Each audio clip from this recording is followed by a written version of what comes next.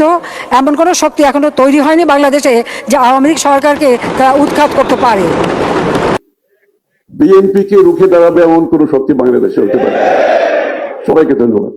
এইসব মাল খাওয়া বক্তব্য বাদ দিয়ে, ঘোড়ার ডিমের বক্তব্য বাদ দিয়ে কাজের বক্তব্য দেন।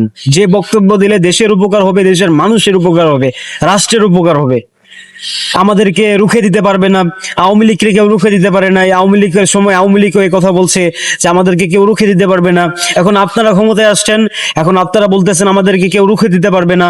আচ্ছা, একটা সহজ জিনিস বোঝার চেষ্টা করুন তো, একটা দলকে, যে দল দেশের ভালো ভালো কাজ করতেছে, যে দল রাষ্ট্রের জন্য উপকারে আসতেছে, সেই দলকে জনগণ কেন রুখে দিতে যাবে?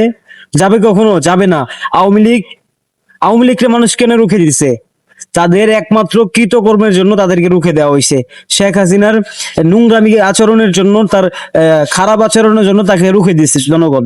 তা আপনারা যদি সেম কাহিনী করেন তাহলে আপনাদেরকেও রুখে দিবে জনগণ, এটাই তো স্বাভাবিক। এছাড়া কোন দলকে, যারা রাষ্ট্রের ভালো কাজ করতেছে, জনগণের কাজে আসতেছে, তাদেরকে কেন জনগণ হটাইতে যাবে, খেদাইতে যাবে দেশ থেকে?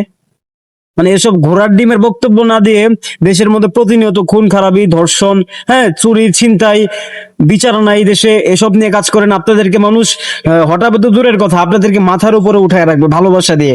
মানে এসব মাল খাওয়া বক্তব্য বাদ দেন। কথাগুলো আবার অনেকে মাইন্ডে নিবেন, নেন, আমার কোনো সমস্যা নাই। সত্য কথা বলতে যদি আপনাদের জ্বলে, আমার কোনো দুঃখ নাই। আপনাদের জ্বললে আমার আরো বেশি ভালো। কারণ দেখেন দেশের মধ্যে কি পরিমাণ সমস্যা, সেগুলো নিয়ে কথা বলেন। আপনাদেরকে কে হটাইবে বলছে? আপনারা নিজেরাই খুঁচান, তাহলে তো সমস্যা। দেশের কাজ না করে আপনারা এগুলো খুঁচাখুচি করেন কেন? আপনারা ক্ষমতায় গেছেন, আপনাদেরকে আল্লাহ ক্ষমতায় পাঠাইছে। আপনারা ভালোভাবে দেশের জন্য কাজ করেন, জনগণের জন্য কাজ করেন। দেখবেন জনগণ আপনাদেরকে মাথার উপরে উঠায় রাখবে, রাস্তাঘাটে দেখলে স্যালুট দিবে। জোর করে কি ক্ষমতায় থাকা যাবে কখনো? শেখ হাসিনা 17টা বছর চেষ্টা করছে ক্ষমতায় থাকার জন্য, এত এত উন্নয়ন করছে, পারছে? পারে নাই। তার কৃতকর্মের জন্য তাকে কিন্তু দেশ ত্যাগ করতে হয়েছে, মনে রাখেন। তো শেখ হাসিনা রুল প্লে করেন না, তাহলে আপনারাও কিন্তু সেম অবস্থা হবে।